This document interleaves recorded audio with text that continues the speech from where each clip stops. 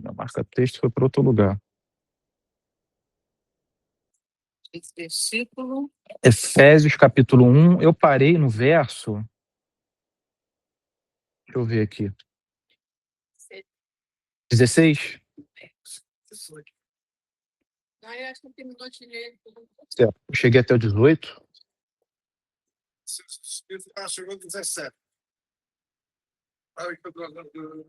Agora, gostei de seu pensamento, espírito de sabedoria e revelação. Eu falei um pouco para vocês sobre sabedoria e conhecimento, né? Tá. Até 16. 16. Então tá. A gente vai fazer a leitura. Pedro foi até o 17, Pedro. Tem um irmão aqui, o Lise, de BH, dizendo que eu fui até o 17. A reflexão. Então temos 2 contra 1 aqui na aula. A gente vai fazer a leitura do 15 até o 19. E aí uma oração, que eu não acredito que eu vá conseguir passar do 19 hoje. Então vamos fazer a leitura do 15 ao 19, uma oração e vamos seguir. Então diz assim, todos abriram? Efésios 1, 15 ao 19. Então diz assim: por isso também eu, tendo ouvido a respeito da fé que vocês têm no Senhor Jesus e do amor para com todos os santos, não cesso de dar graças por vocês, mencionando-os nas minhas orações. Então aqui vocês lembram, né? Só recapitulando, que eu falei para vocês que depois de expor todo o plano da redenção, que foi o que a gente viu dos versos 3 até o 14, o apóstolo Paulo falando basicamente sobre todo o propósito de Deus no plano da redenção, a atuação do Pai, do Filho e do Espírito Santo. Depois disso, ele se enche de encanto pela vida que a igreja de Éfeso estava vivendo. Porque esse plano não era simplesmente ficção, não era uma especulação. Era algo que Deus tinha realizado na vida deles. E isso deixava o apóstolo Paulo cheio de encanto e de amor a Deus. Ele ficava feliz de ver Deus agindo na vida dos seres humanos. Então, eu mencionei um pouco isso na semana passada, porque é importante a gente ter também esse sentimento. Por mais que o cenário seja muitas vezes desanimador, cheio de escândalos, práticas duvidosas, extremo de um lado, extremo de outro, ainda assim, Deus continua atuando na vida das pessoas e transformando a vida delas. E se nós tivermos a sensibilidade para identificar essa transformação, é natural que a gente dê graças a Deus por isso. Que a gente diga, Senhor, graças te dou pelo Senhor estar agindo na vida desse irmão, dessa irmã, dessa igreja. É evidente que o Senhor tem agido, né? Eu me lembro que no primeiro ano que a gente veio para cá, a gente entrou agora, acho que no 3º ano, né, Ludmila? Junho de 23. Junho de 23. Então a gente veio no meio de 23. Eu me lembro que do meio de 23 até mais ou menos meados de 24, eu comecei a notar muito testemunho de algumas irmãs, alguns irmãos também, falando sobre o que Deus estava fazendo na vida deles, nesse período de quase um ano aqui. E eu me lembro que eu fiquei muito feliz. A Marilza foi uma delas, por exemplo. A Marilza, eu me lembro dos testemunhos que ela deu no primeiro ano aqui, falando do que Deus estava fazendo na vida dela, na vida do Felipe. Gente, foi um motivo de muita alegria na época. É claro que, bem como a vida de todos, a gente caminha com altos e baixos, mas ainda assim Deus continua trabalhando. Então aqui o apóstolo Paulo, eu também lembrei a vocês na semana passada, que ele se alegrou por coisas muito específicas. Ele não se alegrava por qualquer coisa que ele via nos outros. Muita coisa poderia ser encenação, poderia ser falso, poderia ser passageiro. O que ele viu aqui, que deixou ele cheio de felicidade, foi que essas pessoas amavam a Cristo. E a consequência lógica, ou que evidenciava esse amor sincero a Jesus. Eles amavam uns aos outros. É o que a gente vê no verso 15. Vocês têm a fé que vocês têm no Senhor Jesus e do amor para com todos os santos. Ele diz, então, não cesso de dar graças por vocês, mencionando-os nas minhas orações. E verso 17, o qual a gente vai retomar hoje, diz assim: peço ao Deus de nosso Senhor Jesus Cristo, o Pai da glória, que conceda a vocês espírito de sabedoria, e de revelação no pleno conhecimento dele. Verso 18. Peço que ele ilumine os olhos do coração de vocês, para que saibam qual é a esperança da vocação de vocês, qual é a riqueza da glória da sua herança nos santos. E verso final de hoje, e qual é a suprema grandeza do seu poder sobre nós, os que cremos, segundo a eficácia da força do seu poder. Vamos orar, pessoal? Pai Santo, muito obrigado, Senhor, por mais uma EBD. Muito obrigado porque o Senhor tem nos abençoado através desse estudo. E tem sido uma alegria para nós nos reunirmos, Senhor, em comunidade, e pedirmos que o Senhor nos edifique, nos instrua, Senhor, ilumine o nosso entendimento, o nosso coração e conceda essa edificação que somente o Espírito Santo pode conceder. Nós temos visto, Senhor, crescimento em nossas vidas. Sim. E nós atribuímos isso somente a Ti, a Tua atuação através do Espírito Santo. Então, muito obrigado, Senhor. Pedimos que o Senhor abençoe o culto de hoje, abençoe a pregação, o momento de louvor, todos que vierem a comparecer, que eles saiam daqui tendo consciência de que a sua palavra foi verdadeiramente pregada, Senhor. E que o pregador ele procurou se sair de cena e apresentar somente a Cristo e a glória de Jesus. Ele fez aquilo que João Batista disse: é necessário que ele cresça e que eu diminua. Que assim seja, Senhor, na nossa igreja, para a sua glória. Em nome de Jesus, com perdão dos nossos pecados. Amém. Então, gente, retomando do verso 17 em diante, o apóstolo Paulo, ele começa a dar detalhes da natureza da oração que ele estava fazendo por essa igreja. Isso é muito interessante, porque quando nós temos alguém como o apóstolo Paulo, que Deus usou para fundar essa igreja, nós devemos dar grande importância aos desejos dessa pessoa para com essa igreja. Porque se Deus a usou para fundar a igreja, para dar crescimento a ela, instruí-la, ordenar os presbíteros e por aí mais, é natural que nós entendamos que ele tem a melhor das intenções para com a nossa igreja. E por que eu estou falando disso especificamente? Porque há uma autoridade, há uma excelência na vida dos apóstolos, especialmente pela forma que Deus os usou no primeiro século, que nós deveríamos resgatar para o nosso tempo.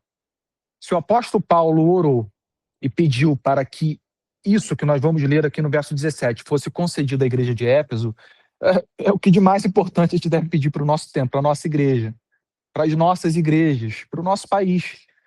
Porque nós temos aqui uma pessoa especialmente escolhida por Deus, que Jesus disse que haveria de ser um instrumento nas mãos dele, um instrumento singular, para edificar dezenas ou até mesmo centenas de igrejas por toda a região de Israel, da Palestina, da Ásia Menor, onde é a Turquia. Dizem que o apóstolo Paulo foi até Espanha, Itália, e por aí vai. Então ele fundou muitas igrejas. Então é natural que a gente tenha aqui o cuidado de colocar isso que ele deseja para a igreja de Éfeso no topo da hierarquia, das necessidades das igrejas. E o que ele diz, o que segue é o seguinte: peço ao Deus de nosso Senhor Jesus Cristo, Pai da glória, que conceda a vocês espírito de sabedoria. Perceba que ele não menciona um único dom miraculoso. Ele não se importa se eles curavam ou não. Esse propósito Paulo servia um propósito bonito, mas não era aquilo que ele incentivava, não era aquilo que ele desejava. Sempre que o apóstolo Paulo foi falar sobre dons, ele teve que resolver problema. Sempre. Sempre que o tema, a matéria do assunto em alguma igreja era dom, milagre, falar em línguas, isso envolvia problema para o apóstolo Paulo e ele tinha que resolver algum tipo de conflito. Por quê? Porque embora os dons sejam belíssimos e Deus realmente conceda a uns um tipo de dom, a outros outros, o problema é que geralmente isso se transforma em matéria de disputa, de vanglória. E aquilo que mais importa acaba passando despercebido por nós. E aqui o apóstolo Paulo está focando no que mais importa. Era de que essa igreja recebesse isso que ele chama um espírito de sabedoria. O que nós devemos entender pelo termo espírito? O que ele está dizendo aqui? Seria o Espírito Santo? Seria algum tipo de outro espírito que Deus envia para a gente? Os teólogos têm um consenso entre os teólogos sobre essa passagem. O que o apóstolo Paulo está rogando para essa igreja é de que essas pessoas recebessem aquele estado de consciência, ou um estado de espírito de sabedoria. É como se fosse um condicionamento que Deus te concede para que você possa se conduzir de maneira sábia nessa vida. O apóstolo Paulo usa esse termo, um espírito de sabedoria. Não é ter um espírito carregando a sabedoria, não é isso. Não é um anjo. É um estado de consciência, um estado de espírito em que você recebeu sabedoria e você se torna alerta, sábio, prudente. Essa é a prioridade. Essa é a prioridade para uma igreja. Um espírito de sabedoria. Para que a igreja não haja como não deve.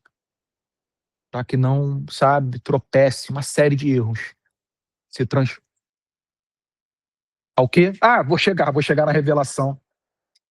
Para que a igreja não se transforme numa pedra de tropeço para os demais, para que ela não envergonhe o nome de Jesus, o Evangelho, para que ela mesma não se coloque como um empecilho, para que as pessoas vejam a excelência e a beleza do Evangelho. Então a igreja tem que agir com sabedoria. Se ela não agir, olha, ela vai... O que vai acontecer se ela não agir com sabedoria? O Espírito Santo vai ter mais trabalho. O Espírito Santo vai ter mais trabalho. E não é à toa que em toda a história do Antigo Testamento, o Espírito Santo muitas vezes se voltava contra o povo, tinha que convencê-lo de pecado, tinha que levantar pessoas, porque não tinha nenhum sábio entre o povo, ninguém prudente, ninguém cauteloso. Então, assim, o Espírito Santo, graças a Deus, a maior parte do trabalho é dele. Porque se dependesse de nós, a gente ia dificultar essa obra. Contudo, é um grande privilégio Deus nos chamar para que nós sejamos usados por ele. É um grande privilégio. A gente deve saber disso. Nunca esquecer disso. Então, ele começa falando sobre o espírito de sabedoria, como a Marilza mencionou. Ele também pede a Deus para que essa igreja receba uma revelação no pleno conhecimento dele. Ou seja, um espírito de sabedoria que vem acompanhado de uma revelação do conhecimento de Deus, do conhecimento que há em Deus. Vamos entender o que é, por que ele chama de revelação e o que seria esse conhecimento. Nós devemos entender que por ele dizer que é uma revelação, não é algo que você adquire estudando. É algo que você pode estudar e não possuir. Não é à toa que os fariseus, rabinos, estudiosos, formados em faculdades teológicas do primeiro século, pois existia a linha de faculdade ou de formação teológica de Shammai, se eu não me engano, Shammai, e existia a linha teológica de Hillel. Eram duas faculdades teológicas conhecidas na época. O apóstolo Paulo ele havia sido formado nessa linha de formação de Hillel, aos pés de Gamaliel, que havia instruído muito o apóstolo Paulo. Então, muitos podem obter conhecimento, mas ainda assim não receber isso que o apóstolo Paulo chama de revelação.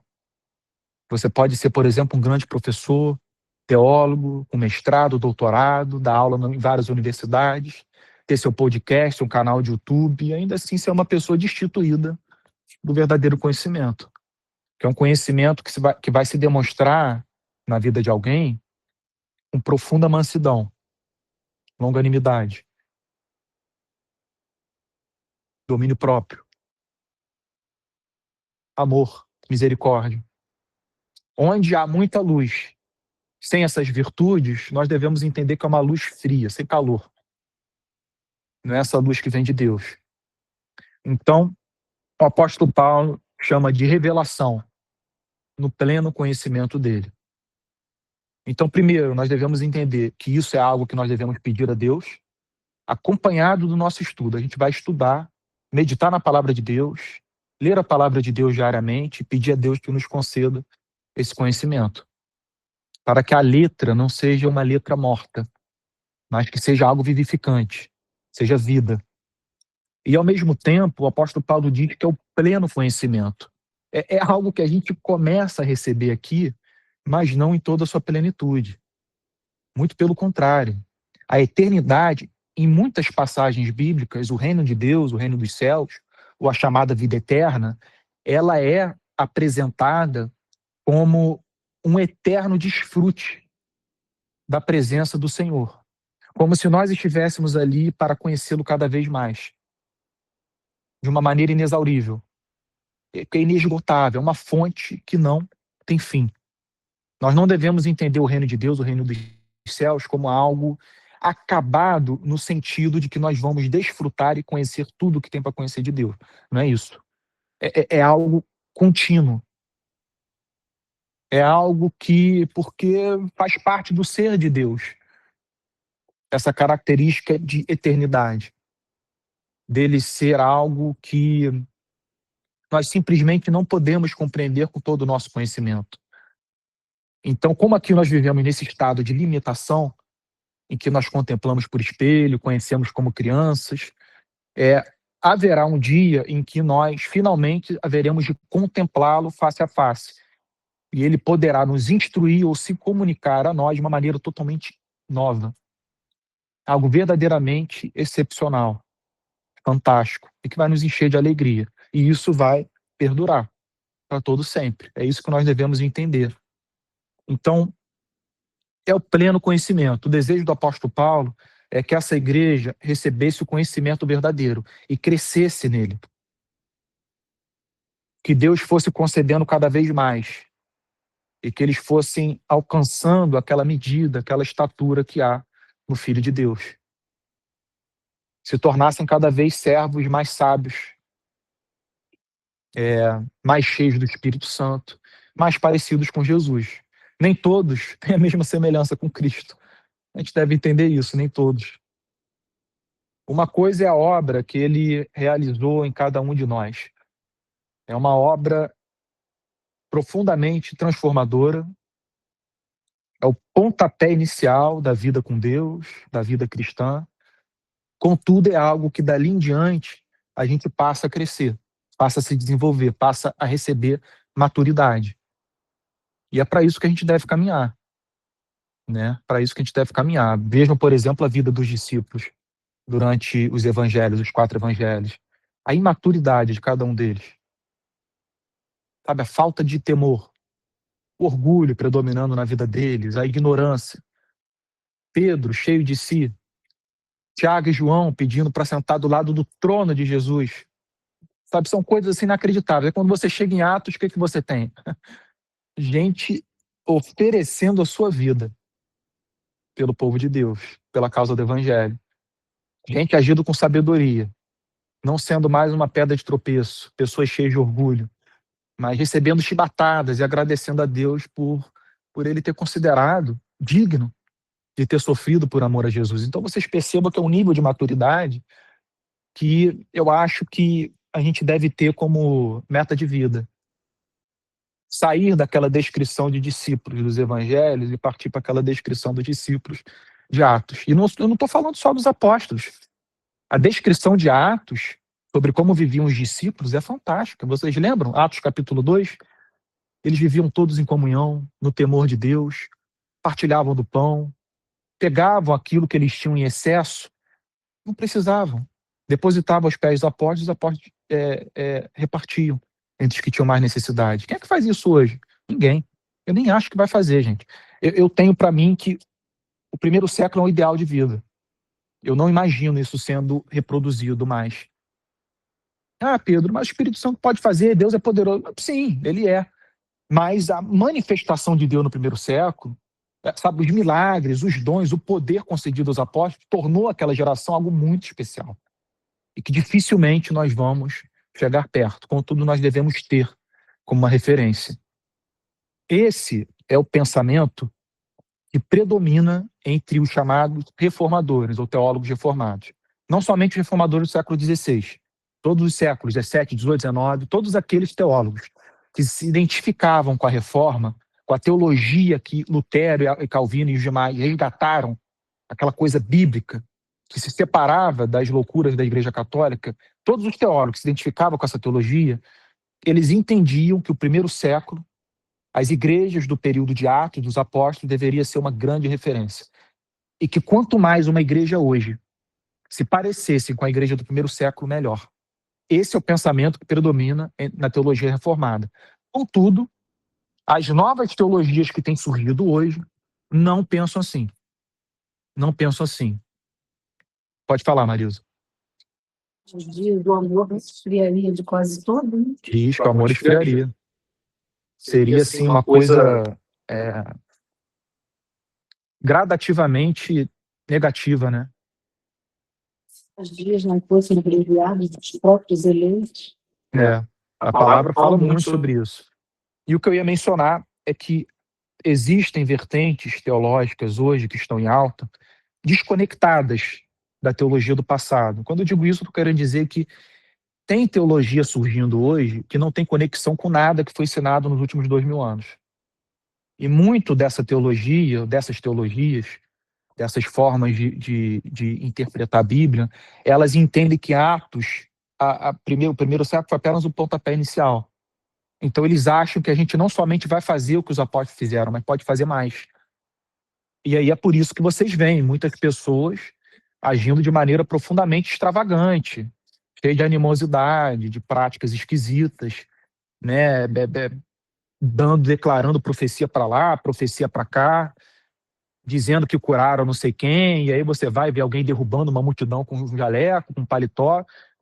É esse tipo de pensamento. É um pensamento, com todo respeito aos nossos irmãos pentecostais e neopentecostais ou da teologia carismática, é um pensamento que predomina entre eles. E é algo que não existia antes de surgir o pentecostalismo. Isso é importante te lembrar. Essa vertente que surgiu no início do século XX e que não existia antes, trouxe consigo essa espécie de interpretação bíblica, profundamente carregada dessa convicção de que não somente Deus pode fazer mais do que fez através dos apóstolos, mas ele vai. Então você vive nessa expectativa. Teve uma igreja, que eu não vou mencionar o nome, que alguns anos atrás, e é uma igreja cuja teologia é essa de dom, de milagre, algo extravagante. O poder de Deus tem que se manifestar. Essa igreja pensa assim, é uma igreja muito famosa na Califórnia. Essa igreja passou por um momento muito difícil. Um casal dela perdeu uma neném recém-nascido. Eu não me lembro se era recém-nascido ou se ela tinha um ano e meio, mas era muito nova. A neném veio a falecer, foi para o que equivale ao IML dos Estados Unidos e que pode ficar lá até um período de 5 dias, até ter que ser retirado e enterrado, sepultado. Essa igreja começou a orar pela ressurreição. Ela fez cultos que viravam à noite. E as pessoas, inclusive a mãe, corriam pelo templo, corriam pelo púlpito, declaravam palavras em voz alta, oravam em voz alta, cantavam músicas sem fim, pedindo para que Deus ressuscitasse essa menina. Passados os 5 dias, a menininha, ela não ressuscitou. E a família teve que enterrar. O pastor teve que vir a público e dizer o porquê que fez aquilo, pois se transformou numa grande polêmica, escândalo essa situação. Porque se fosse algo que permanecesse entre eles, por mais que por si só já seja algo grave, pelo menos permaneceu entre eles. Só que eles televisionaram a coisa, gravaram, expuseram tudo, então todo mundo ficou sabendo. Como aquilo se transformou num escândalo, o pastor teve que vir à frente e dar a justificativa. A justificativa dele me chamou muita atenção e que diz respeito a essa interpretação que existe com muita frequência na nossa geração. Ele diz o seguinte: nós fizemos o que fizemos porque Jesus ressuscitou pessoas e nós acreditamos que ele pode fazer também.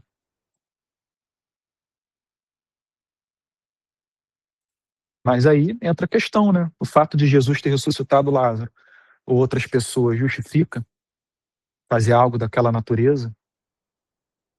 E se a resposta não for atendida? O que aquilo vai significar para o mundo que assistiu como que de um palco tudo aquilo acontecendo? Aquilo vai ajudar o mundo a ver excelência no Evangelho? Ou vai fazer com que o mundo tenha pena de tudo aquilo que assistiu? Que se afaste, horrorizado. Então esse é um problema da nossa geração. Nós vivemos num tempo diferente.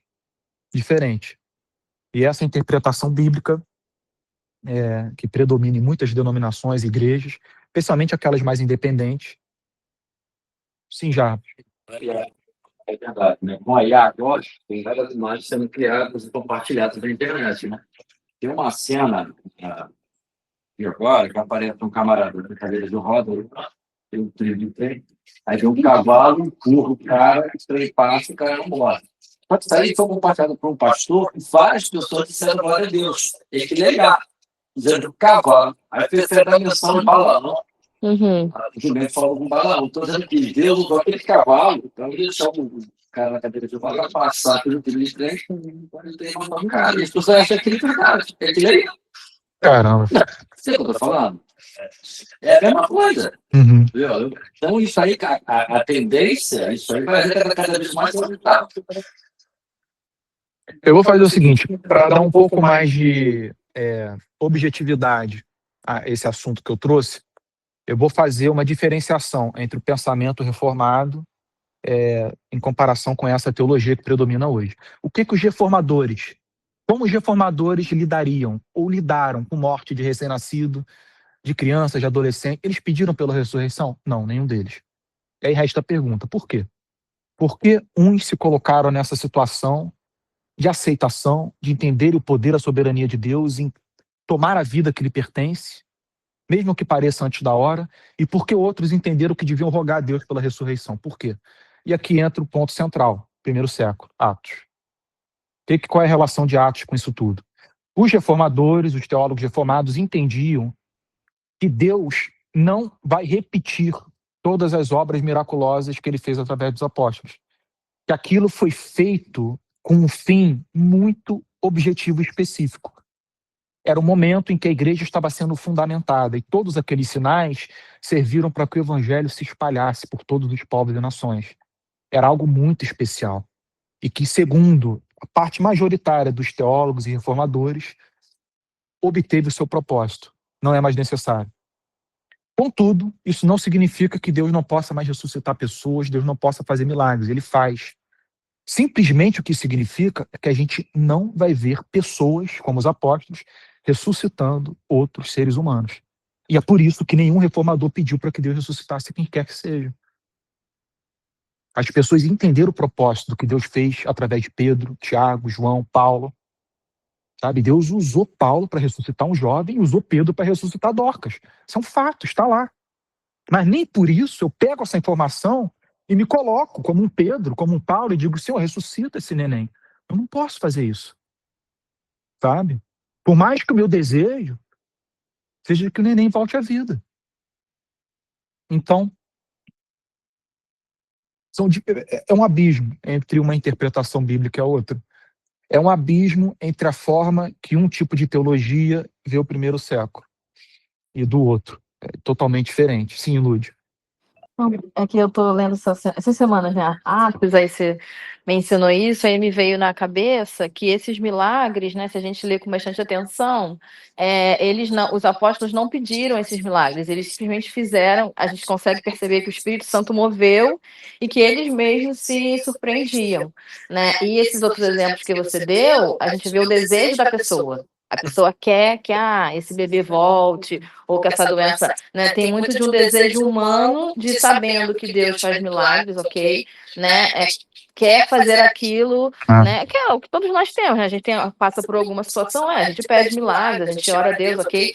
Mas a gente vê em Atos, como você está falando, por essa fundação da igreja, existia um poder do Espírito ali movendo, até mostrando como eles estavam iniciando essa pregação do Cristo, né?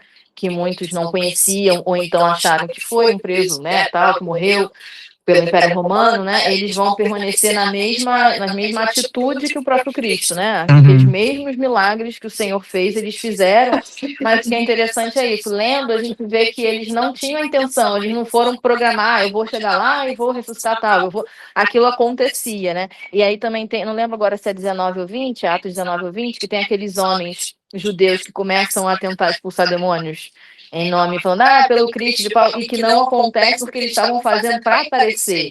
Eles queriam competir com os apóstolos, né? Tipo assim, sim. então vamos também usar o nome de Cristo e vai acontecer. E o próprio Espírito diz, eu não conheço vocês, e gera até uma ridicularização daqueles homens, né? Sim, E que é o que verdade. acontece hoje, as pessoas acabam ficando ridicularizadas, né? Elas querem sim. fazer esses espetáculos É, e caem no fazem algo ridículo. patético.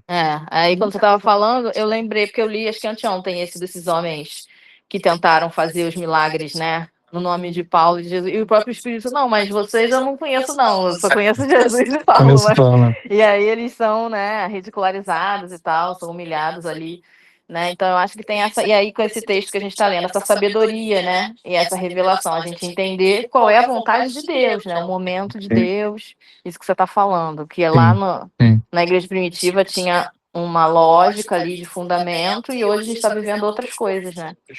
Outras coisas. Os exemplos, né, de Deus agindo de maneira poderosa através dos apóstolos são impressionantes. E você pensar que você pode reproduzir isso é algo muito perigoso, porque faz com que você redirecione o foco do evangelho para uma coisa que não é o mais importante, não é o essencial, sabe? Porque o que Deus quer, não adianta você ver coisas fantásticas ou ver pessoas ressuscitando, porque a Bíblia descreve um mar de gente que passou por isso e que não se converteu, entendem? Então, o que Deus mais se importa é com a transformação, é com aquilo que tem que ser realizado no coração e não na parte exterior. Porque se vocês pegarem a descrição da volta de Jesus, o Apocalipse descreve todos os seres humanos contemplando. E nenhum deles se converte. Eles se endurecem mais. Eles pedem as montanhas para se lançarem sobre eles. Eles pedem para as montanhas ocultarem eles da face do Cordeiro. Eles simplesmente não vão se converter por ver Jesus voltando com todos os seus anjos. Então, hoje, você tentar buscar essas visões e ver esses milagres, você pode muito bem ser uma entre as milhares de pessoas que viram Jesus ressuscitando Lázaro e que não se converteram. E que pouco tempo depois pediram a crucificação dele. Então, os milagres em si, né, nós devemos lembrar, não equivale à conversão. Aqueles 10 leprosos que Jesus curou, somente um se converteu. Os outros 9 foram embora, né? Então, assim, a gente não deve esperar. A gente deve tomar cuidado com essas vertentes teológicas. Esse é o meu ponto, tomar cuidado. Porque isso está em alta. Isso pega os jovens, assim, rapidamente. Eles são enlaçados por essa vertente teológica, porque eles desejam ser agentes transformadores, agentes de transformação na sociedade. Eles desejam ver esses milagres, eles buscam isso. E como eles têm esse impulso emocional que os lança a muitas atitudes sem reflexão, essas igrejas ou esse sistema de pensamento teológico, sabe, pega esses jovens como, sabe, peixe em rede. É muito fácil. E é por isso que você não vê muito idoso nesse meio, mas mais jovens. Porque o idoso bate o olho nisso e fala, mas essa vida não é isso. Vocês vão se frustrar. Mas o jovem não. O jovem está naquele hype, naquele impulso emocional e não reflete. Não viveu o suficiente, não teve experiência suficiente de vida para entender os perigos daquilo, né? Então, assim, enfim, esse foi o ponto que eu queria abordar. Emerson, querido, pode falar, se eu vi que você levantou. Não? Ah, beleza. Irmãos, são 10:02. Só para terminar, verso 18. Eu vou dar uma leve pincelada e semana que vem a gente retoma, do 18 em diante. O apóstolo Paulo continua, peço que ele ilumine os olhos do coração de vocês. É interessante essa metáfora, analogia, como se o coração tivesse um olho, pudesse direcionar para onde você vai, seu espírito vai. Né? Quando ele diz os olhos do coração, é como se ele estivesse dizendo, olha, a centralidade das nossas escolhas, da nossa concepção de vida, da forma que a gente vê as coisas, toma as nossas ações, reside no coração. É isso que Deus precisa trabalhar. Ele diz, peço que ele ilumine os olhos do coração de vocês, para que saibam qual é a esperança da vocação de vocês. Aqui vem um ponto importante. A primeira coisa que ele pede é de que o coração receba da parte de Deus a capacidade de compreender a excelência do Evangelho. é a excelência do plano de redenção. Pois quando ele fala sobre a esperança da vocação, ele está falando que é algo muito especial. Algo, sim, Israel. Na nossa versão, Outro termo, né? é entendimento, não fala em coração. Também. Sim, Entendimento. Tem coração na Bíblia, geralmente é isso. sim, Às vezes a sim, pessoa torta, sim. Pois é. eles falam entendimento. Sim, dependendo da versão que cada um tiver. Uhum. E Sim, a continuação do 17. Conhecimento, espírito de sabedoria e de revelação, teve no lado os olhos que você entendimento. sim.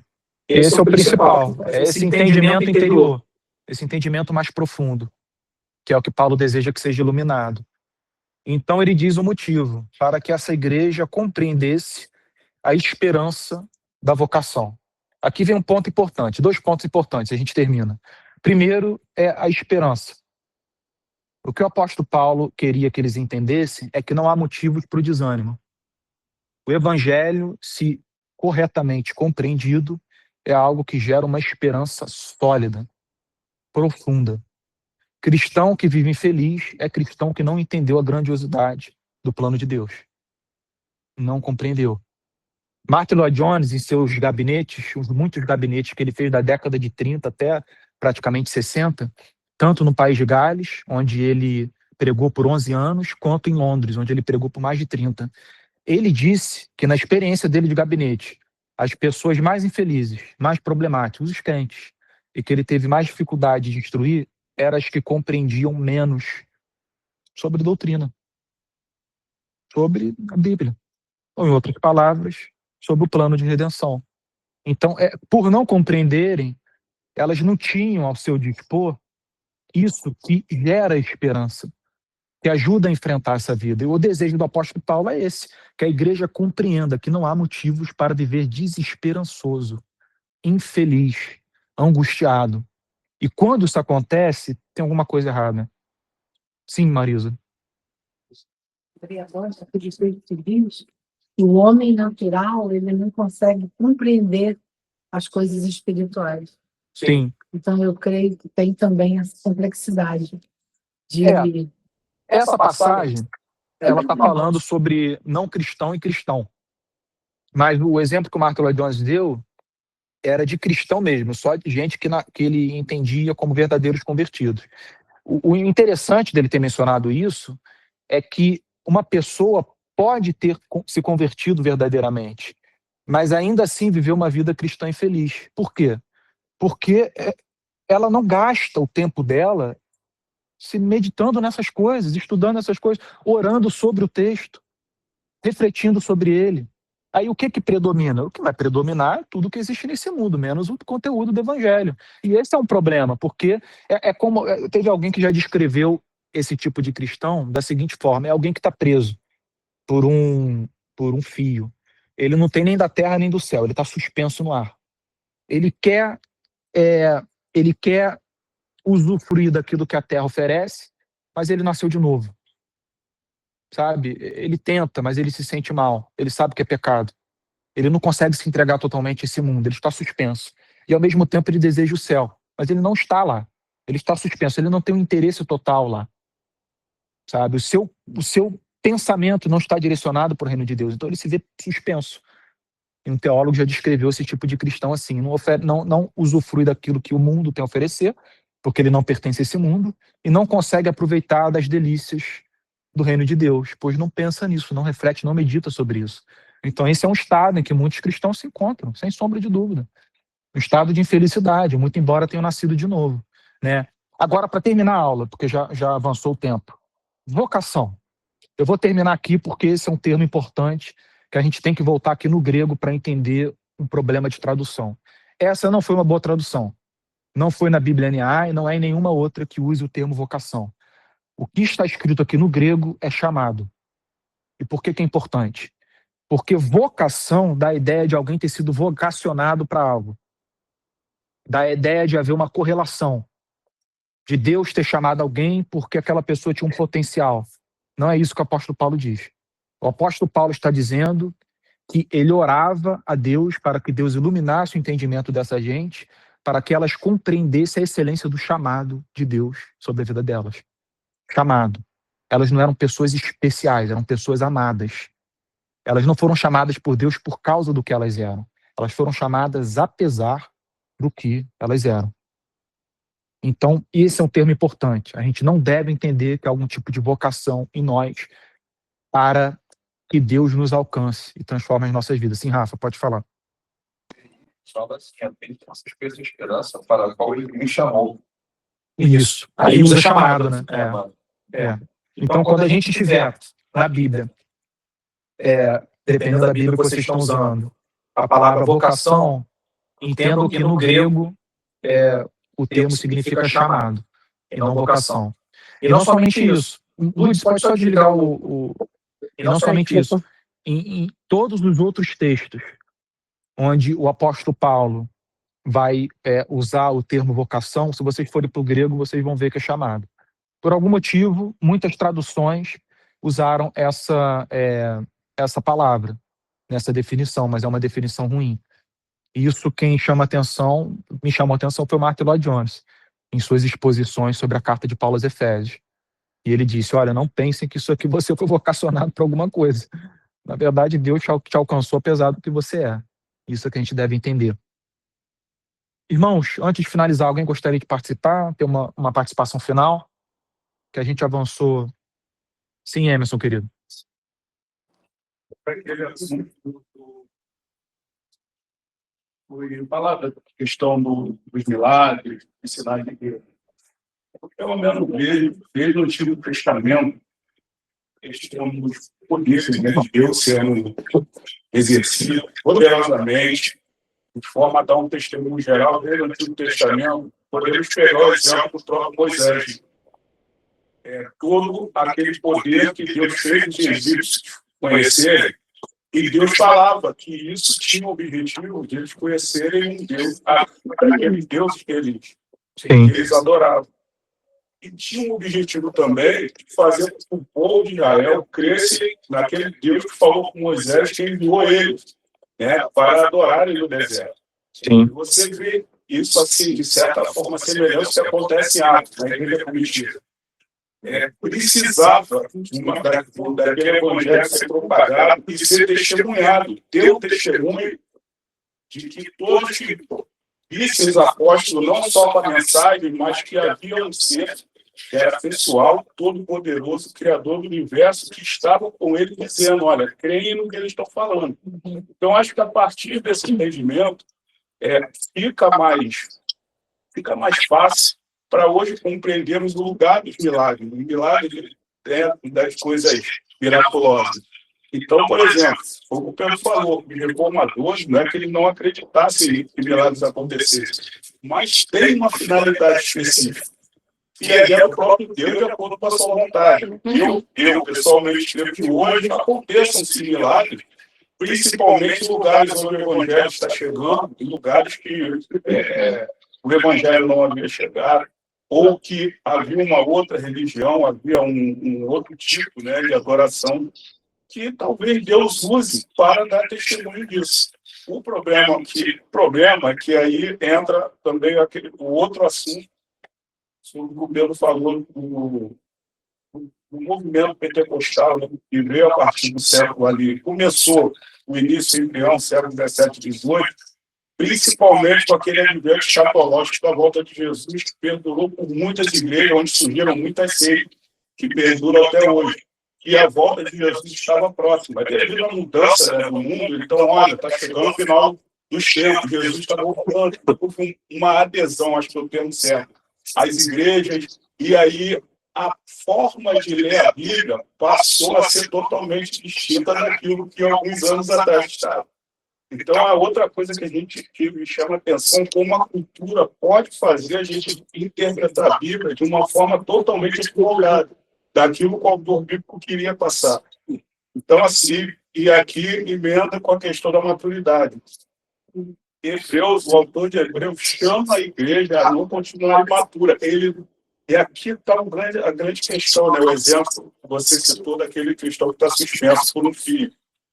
o autor de Hebreu coloca assim, ó, olha, é muito perigoso você se manter nisso, porque você não pode ter certeza se realmente você realmente você está numa posição em que os seus afetos ainda estão nesse mundo, você não está desejando o céu. É claro que isso eu acho que Deus tem um propósito também nisso, para amadurecer o próprio cristão, mas é algo que o autor de Hebreu chama a atenção da igreja para não permanecerem crianças até o início e crescendo na graça do conhecimento. Por isso que ele fala sobre a comunhão, por isso que ele diz com cuidado, ele vai lembrar do que aconteceu, com o povo hebreu que foi para o deserto e ali a diferença começou a se tornar muito grande ali dentro, enfim. Emerson, querido. Né? Ô, Emerson, eu só vou ter que interromper você, porque eu preciso entrar no culto para preparar a câmera e a gente precisa do tempo do café da manhã. Mas olha, o que o Emerson trouxe corrobora a aula totalmente, especialmente o exemplo que ele deu de Moisés. É uma finalidade específica naqueles milagres, e por isso que a gente não vê isso acontecendo como aconteceu no primeiro século. E nem acho que a gente vai ver, irmãos. E a gente muito menos deve buscar por isso. Pois o que mais importa, volto a dizer, é a transformação interior, Irmãos, vou encerrar por aqui, porque eu preciso correr para montar o tripé da gravação. E agora vocês podem tomar um cafezinho, comer um pãozinho ali. E muito obrigado pela participação de vocês em casa, vocês aqui presentes. A sala está cheia, tem bastante gente na sala virtual e aqui. E que Deus abençoe vocês com essa aula, tá? Ela vai ficar gravada e a Aninha vai disponibilizar no Telegram. Aninha, muito obrigado, hein? Um abraço, gente. Fiquem com Jesus. Bom culto.